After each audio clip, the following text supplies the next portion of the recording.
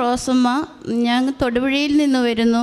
2019 ഞാൻ ഇവിടെ വന്ന് ഉടമ്പടി എടുത്തത്.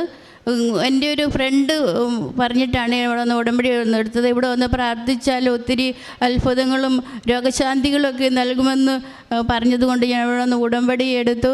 അത് കഴിഞ്ഞ് പിന്നെ ഒരു 2 വർഷം കഴിഞ്ഞപ്പോൾ എൻ്റെ മോനൊരു ബൈക്ക് ആക്സിഡൻ്റ് ഉണ്ടായി. ഇതെൻ്റെ മോനാണ്.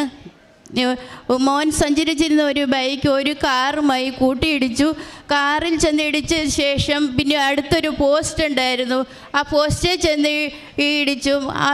ആ ഇടിയുടെ ആഘാതത്തിൽ അവിടുന്ന് റോഡ് ക്രോസ് ചെയ്ത് റോഡിൻ്റെ മറുവശത്ത് പോയി കിടന്നു. അങ്ങനെ കിടന്നപ്പോൾ എൻ്റെ മൊബൈലിലേക്ക് ഒരു ഫോൺ കോൾ വന്നു. ചേച്ചിയുടെ മോനാണോ ഒരു വണ്ടി ആക്സിഡൻറ്റിൽ വന്ന് കിട്ടിയിട്ടുണ്ട്, അതുകൊണ്ട് എത്രയും പെട്ടെന്ന് ചേച്ചി വരണം. അപ്പം ഞങ്ങൾ എത്രയും പെട്ടെന്ന് വന്നു തൊടുപുഴ ചാഴിയാട്ട് ഹോസ്പിറ്റലിൽ കയറ്റി. അവിടെ ചെന്നപ്പോൾ പറഞ്ഞു ലെൻസിന് ബ്ലോക്കാണ്, അതുകൊണ്ട് എത്രയും പെട്ടെന്ന് ഓപ്പറേഷൻ നടക്കണം, അതുകൊണ്ട് ഇവിടെ നിന്ന് അടുത്ത ഹോസ്പിറ്റലിൽ കൊണ്ടുപോകാൻ പറഞ്ഞു. ഞങ്ങൾ അവിടെ നിന്ന് പെട്ടെന്ന് കോലഞ്ചേരി ഹോസ്പിറ്റലിൽ കൊണ്ടുവന്നു. അവിടെ ചെന്നപ്പോൾ അവരും പറഞ്ഞു ഇവിടെ ഓപ്പറേഷൻ നടക്കത്തില്ല, അതുകൊണ്ട് ഹാർട്ട് ഓപ്പറേഷൻ നടക്കണമെങ്കിൽ അമൃതയിലോ രാജഗിരി ഹോസ്പിറ്റലിലേ ഉള്ളൂ എന്ന് പറഞ്ഞു. പിന്നെ അവിടുത്തെ ഡോക്ടർമാർ രാജഗിരി ഹോസ്പിറ്റലിലേക്ക് വിളിച്ച് ചോദിച്ചു അവിടെ ഹാർട്ടിൻ്റെ ഓപ്പറേഷൻ നടക്കുന്ന ഡോക്ടർ ഉണ്ടോ എന്ന് ചോദിച്ചു. ഉണ്ടെന്ന് പറഞ്ഞു. പിന്നെ ഞങ്ങൾ ആ ഡോക്ടറുടെ സർട്ടിഫിക്കറ്റാലെ ഞങ്ങൾ രാജഗിരി ഹോസ്പിറ്റലിൽ ചെന്നു. അവിടെ ചെന്നപ്പോൾ അവർ പരിശോധനകളെല്ലാം കഴിഞ്ഞപ്പോൾ പറഞ്ഞു കുട്ടിക്ക് അനക്കമില്ല, അതുകൊണ്ട് ഹാർട്ട് ബ്ലോക്കായി പോയതുകൊണ്ട് എത്രയും പെട്ടെന്ന് ഓപ്പറേഷൻ നടക്കണം, അതുകൊണ്ട് 50,000 രൂപ ഇപ്പോൾ കെട്ടണം എന്ന് പറഞ്ഞു. അപ്പോൾ ഞാനൊത്തിരി സങ്കടത്തിലായി. ഞങ്ങൾ ജപമാല ചൊല്ലി പ്രാർത്ഥിച്ചുകൊണ്ട് ഇങ്ങനെ ഇരിക്കുകയായിരുന്നു.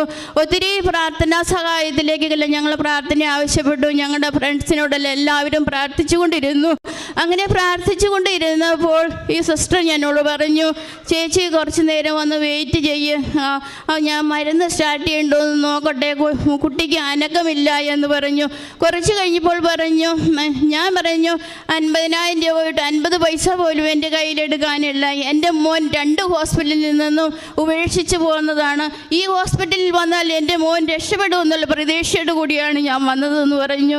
അപ്പോൾ അവർക്ക് ഒരു ബുദ്ധിമുട്ടായി. അവർ ചെന്ന് ഡോക്ടറോട് പറഞ്ഞു. അപ്പോൾ ഡോക്ടർ പറഞ്ഞു അവർ വെയിറ്റ് ചെയ്യട്ടെ, മരുന്ന് കുട്ടി സ്റ്റാർട്ട് ചെയ്തിട്ട് നോക്കട്ടെ, കയറുന്നുണ്ടെങ്കിൽ കുഴപ്പമില്ലെന്ന് പറയും. അപ്പോൾ കുറേ കഴിഞ്ഞപ്പോൾ പറഞ്ഞു കുട്ടിക്ക് അനക്കം തുടങ്ങി, മരുന്ന് സ്റ്റാർട്ട് ചെയ്ത് തുടങ്ങി. അപ്പോൾ കുഴപ്പമില്ലാത്തതുകൊണ്ട് ഞങ്ങൾ എമർജൻസി ICUയിലേക്ക് പെട്ടെന്ന് വിടുവാണെന്ന് പറഞ്ഞു. അങ്ങനെ എമർജൻസി ICUയിൽ ഒരു മാസത്തോളം ഞങ്ങൾ ചികിത്സയിൽ കഴിഞ്ഞു. ഇങ്ങനെ കിടപ്പ് ശരിയാനോ മറിയാനോ ഒന്നും പറ്റാത്ത അവസ്ഥയിൽ ഓക്സിജൻ എല്ലാം വെച്ച് ഇങ്ങനെ കിടക്കുകയാണ്. അന്ന് ഞങ്ങളെ കാണിച്ചില്ല. പിറ്റേ ദിവസം ആർക്കെങ്കിലും ഒരാൾക്ക് വന്ന് കാണാനുള്ള അനുവാദമുണ്ടായിരുന്നു. അപ്പം ഞാനാണ് എന്നും ചെന്ന് കാണുന്നത് ഈ മോൻ്റെ പപ്പയെ.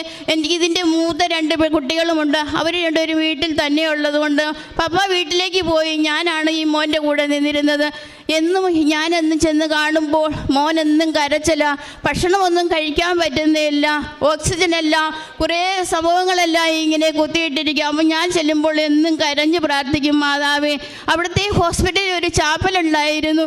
ആ ചാപ്പലിൽ പോയി ഞാൻ എന്നും പ്രാർത്ഥിക്കും ഈശോയെ എൻ്റെ മോൻ്റെ ജീവനെ എടുക്കാതെ നീ എൻ്റെ ജീവനെ അങ്ങ് എടുത്തോ, എൻ്റെ മോനെ എനിക്ക് ജീവനോടെ വേണമെന്ന് പറഞ്ഞ് ഞാൻ കരഞ്ഞ് എന്നും മാതാവിനോട് പ്രാർത്ഥിക്കുമായിരുന്നു. അങ്ങനെ പ്രാർത്ഥിച്ചതിൻ്റെ ഫലമായി 1 മാസത്തോളം രാജഗിരി ഹോസ്പിറ്റലിൽ ICUയിൽ കിടന്നു. അവിടെ നിന്ന് ഞങ്ങൾ അസുഖമെല്ലാം കുറേയെല്ലാം ഭേദമായി വീട്ടിലേക്ക് ഡിസ്ചാർജ് ചെയ്തു പോന്നു. അപ്പോൾ വന്നു കഴിഞ്ഞ് പിന്നെ 15 ദിവസം കഴിഞ്ഞപ്പോൾ പിന്നെ ചെക്കപ്പിന് ചെല്ലണമെന്ന് പറഞ്ഞു. ചെക്കപ്പിന് ചെന്നു. ചെക്കപ്പ് കുഴപ്പമില്ല, അസുഖമെല്ലാം മാറി തുടങ്ങിയെന്ന് പറഞ്ഞു. ഇങ്ങനെ അസുഖമായിട്ട് ഹോസ്പിറ്റലിൽ കിടന്നപ്പോൾ എൻ്റെ ഒരു ഫ്രണ്ട് പറഞ്ഞു കൃപാസനം മാതാവിൻ്റെ അടുത്ത് വന്ന് സാക്ഷ്യപ്പെടുത്തിയേക്കാമെന്നോ ഉടമ്പടി സാക്ഷ്യപ്പെടുത്തിയേക്കാമെന്നോ നേർച്ച നേരാൻ പറഞ്ഞു.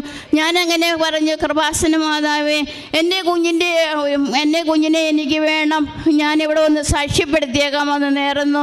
അങ്ങനെ എൻ്റെ മോൻ 1 മാസത്തോളം രാജഗിരി ഹോസ്പിറ്റലിൽ ICUയിൽ കിടന്നു. അങ്ങനെ വീട്ടിലേക്ക് 1 മാസം കഴിഞ്ഞ് ഞങ്ങളെ ഡിസ്ചാർജ് ചെയ്ത് വീട്ടിലേക്ക് പോയി. വീട്ടിൽ ചെന്ന് കഴിഞ്ഞ് ഒരു മാസത്തോളം കഴിഞ്ഞപ്പോൾ പിന്നെയും ഹോസ്പിറ്റലിൽ ചെന്നു. കുഴപ്പമൊന്നുമില്ല എന്ന് പറഞ്ഞു. അത് കഴിഞ്ഞപ്പോൾ പിന്നെ ഇപ്പം പിന്നെ മോന് ബ്യൂട്ടീഷ്യൻ കോഴ്സ് പഠിച്ചു. അസുഖമെല്ലാം മാറി കഴിഞ്ഞപ്പോൾ പിന്നെ ബ്യൂട്ടീഷ്യൻ കോഴ്സ് പഠിക്കാൻ വിട്ടു. ഇപ്പോൾ മോൻ ദുബായിൽ ബ്യൂട്ടീഷ്യൻ കോഴ്സിൽ ദുബായിൽ വർക്ക് ചെയ്യുന്നു. ഇപ്പോൾ അവധിക്ക് നാട്ടിൽ വന്നതാണ്. ഞാൻ ഇതിനു മുൻപ് ഇവിടെ വന്നായിരുന്നു സാക്ഷ്യം പറയാൻ വേണ്ടി. പക്ഷേ ഈ മോനില്ലാത്തതുകൊണ്ട് പറയാൻ പറ്റിയില്ല. അതുകൊണ്ട് ഇപ്പോൾ മോൻ 2 മാസം കഴിയുമ്പോൾ ദുബായിലേക്ക് കയറി പോകും.